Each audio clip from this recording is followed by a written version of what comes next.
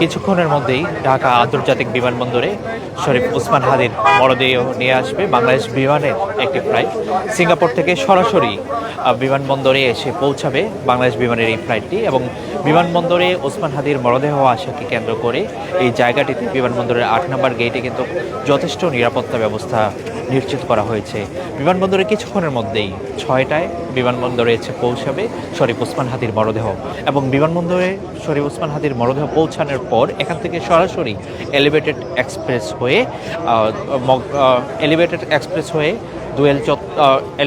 এক্সপ্রেসে যাবে। প্রথমে এলিভেটেড এক্সপ্রেস দিয়ে গাড়ি নামবে এফডিসি মগবাজার হয়ে দুয়েল চত্বর হয়ে ঢাকা বিশ্ববিদ্যালয়ের সেন্ট্রাল মসজিদে যাবে ওসমান হাদির মরদেহ। দর্শক, আপনারা যুক্ত আছেন ডেইলি সানে। আমরা আপনাদেরকে একটু দেখানোর চেষ্টা করছি ওসমান হাদির মরদেহকে কেন্দ্র করে যেই নিরাপত্তা ব্যবস্থা রাখা হয়েছে, যে নিরাপত্তা ব্যবস্থা নেওয়া হয়েছে তা একটু সরাসরি আপনাদেরকে দেখানোর চেষ্টা করছি।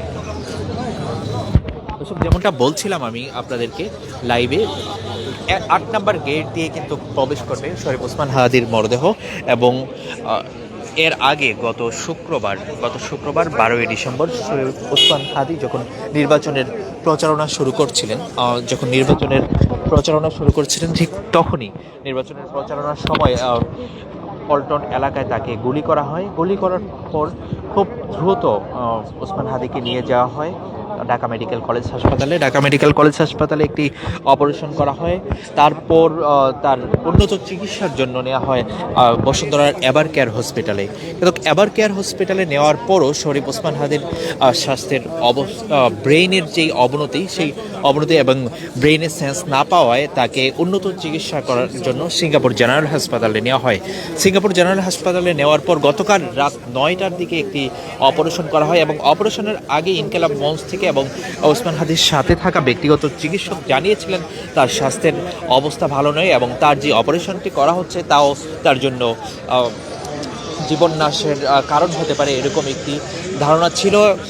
তারপর থেকে কিন্তু তাকে অপারেশনে নেওয়া হয়, এবং 9টা 45 অপারেশন টেবিলে কিন্তু ওসমান হাদি মৃত্যুবরণ করেন।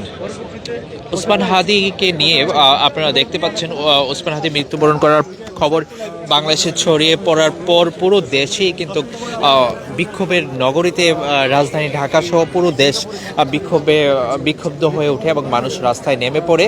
তারপর থেকে পুরো ঢাকা শহর সহ আশেপাশের চারদিকে বিক্ষোভ শুরু হয়, এবং বিভিন্ন পত্রিকা হাউস, বিভিন্ন মিডিয়াতেও বিক্ষুব্ধ জনতা হামলা করে।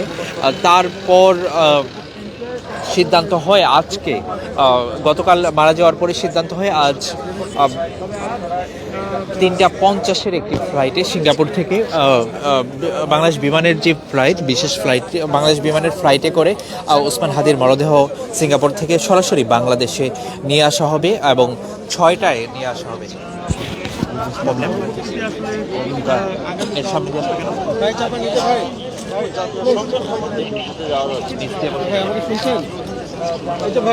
শরীফ ওসমান হাদির মরদেহ নিয়ে আসা হয়, এবং দর্শক, যেমনটা আমরা জানাচ্ছিলাম আপনাদেরকে, বিমানবন্দরের 8 নম্বর গেট দিয়ে 8 নম্বর গেটে কিন্তু কিছুক্ষণের মধ্যেই কিন্তু বিমানটি এসে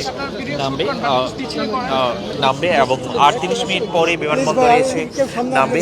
সেই বিমানবন্দর এলাকায় যদি আপনাদের নিরাপত্তাটা দেখি, এখানে সেনাবাহিনী থেকে শুরু করে র্যাব, পুলিশ সবাই কিন্তু অবস্থান নিয়েছেন, এবং গণমাধ্যম কর্মীরাও কিন্তু উপস্থিত রয়েছেন এখানে।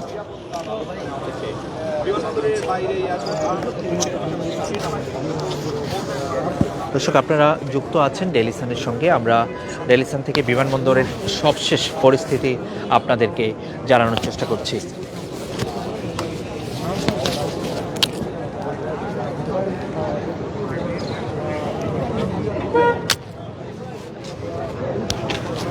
দর্শক, যেমনটা বলছিলাম, বিমানবন্দরে শরীফ ওসমান হাদির মরদেহ আসার পরই মরদেহ আসার পর এখান থেকে সরাসরি ঢাকা বিশ্ববিদ্যালয়ের সেন্ট্রাল মসজিদে নিয়ে যাওয়া হবে, এবং সেন্ট্রাল মসজিদের অবস্থান নেওয়া হবে সর্বসাধারণের শ্রদ্ধা জানানোর জন্য। তারপর সেখান থেকে মরদেহগুলো ওসমান হাদির মরদেহ সারা রাত থাকবে, এবং কালকে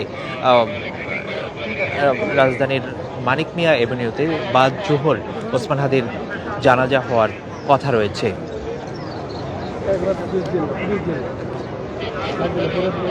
দর্শক, আপনারা যুক্ত আছেন ডেইলি সানে। আমরা আপনাদেরকে সরাসরি ওসমান হাদির সবশেষ আপডেট আপনাদেরকে জানাচ্ছিলাম এবং তার মরদেহ আসার সাথে সাথে আপনাদেরকে লাইভে যুক্ত করব।